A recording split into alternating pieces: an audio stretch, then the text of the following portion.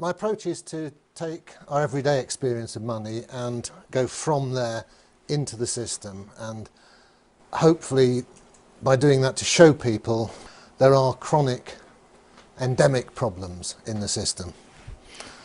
So where does our money come from? That's a good question to start with. And our money is, for all intents and purposes, our medium of exchange. We buy and sell stuff, and we earn it, save it, lend it, and so on. And it comes in two forms as far as we, the users, are concerned. Physical cash, stuff in your pocket, your wallet, still quite widely used for pubs, corner shops, small everyday purchases. However, the business, the economy, is conducted using electronic computer money, the digits that jump from one bank account to another. So stuff is bought and sold and so on. So these money numbers, as we might think of them, these numbers within the bank's computers, are our medium of exchange. It's what we use to run our economy, and in that sense they are our money supply.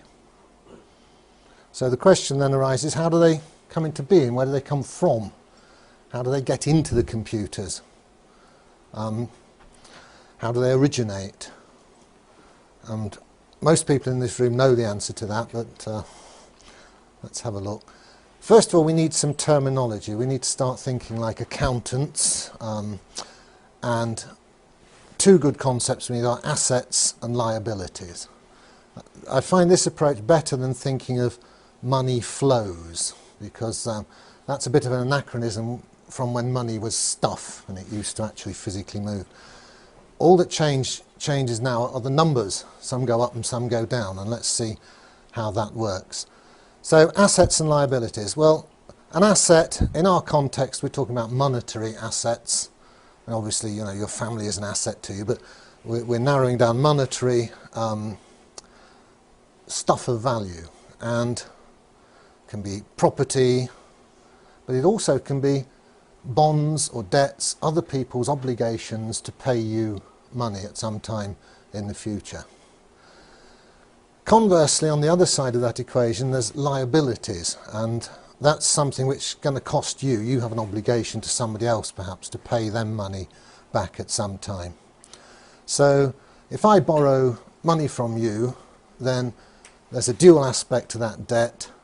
It's my liability because I owe you, and it's your asset because you have a claim on me in the future. Now, the same contract relationship exists between banks and their customers, their clients, both borrowers and depositors. So let's say I've got a mortgage with a bank, I'm a debtor to the bank, I owe to the bank, then that debt is of course my liability, but it's also the bank's asset. The bank treats it as a piece of wealth, something of value to the bank. The other side, my money in the bank, you log into your bank account and you maybe have a few hundred, a few thousand there, and you feel good about that. That's my money, there it is. Well, that's not quite how it is. It's again a contract, a debt contract between you and the bank. This time it's the bank's liability. They might need to hand over some real money to you if you come into the bank and demand it, and it's your asset. So because you've put your money in the bank, what's actually gone on in law, in contract, is that you've lent it to the bank. The bank now has use of it. It's not your cash anymore. So try to think in terms of assets, liabilities and contracts between parties.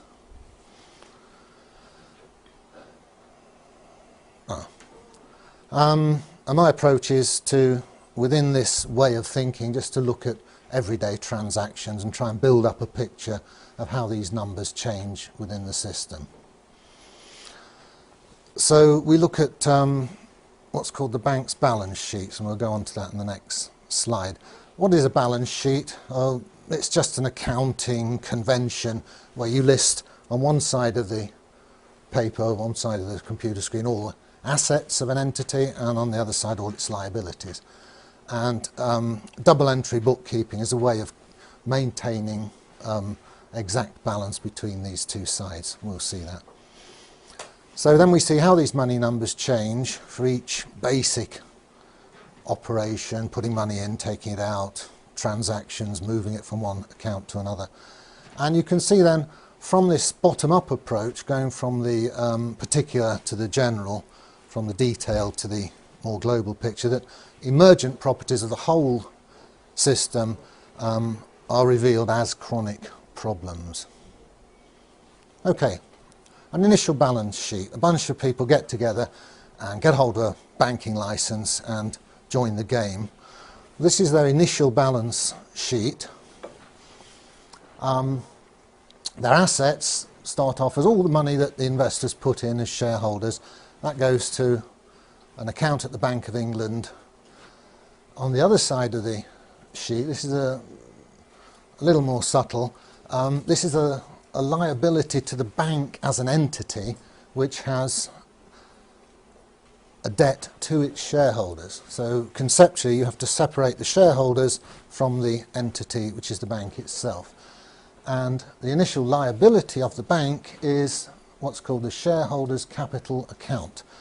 It's how much the bank sort of owes back to the shareholders should it be wound up. So if the bank ceases to exist, the shareholders have this claim on the assets of the bank. Therefore it's a liability of the bank, an asset to the shareholders. Right, well, that's the initial balance sheet. How does that balance sheet change when somebody comes along to the bank and wants a loan, a £100,000 mortgage, say? Let's have a look at that balance sheet, how it changes in terms of the assets and liabilities.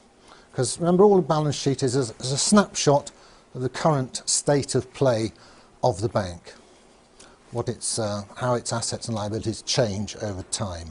So here's an event, a basic event. Somebody takes out a mortgage. What happens to the balance sheet?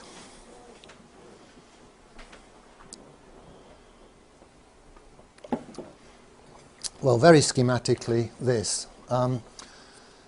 The bank's assets go up 100,000 because this person who walked in the door now owes the bank £100,000, which wasn't owed to the bank before. So the bank's got £100,000 extra assets to what it had before the event. How is that balanced? Well, the borrower, the person who took out the loan, has £100,000 in his current account. Actually, probably has gone to his solicitor's current account in practice, but it is a liability to the banking system.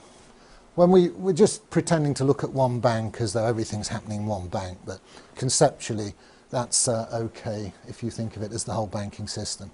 Obviously you might borrow from one bank and deposit it in another, but with a combined view of the multiple balance sheets of the banks, you can represent it schematically as this.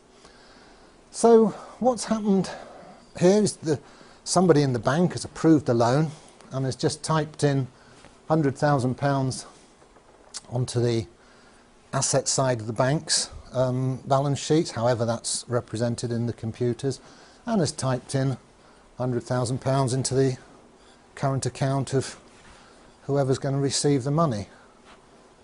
There's no stuff has moved, two numbers have changed.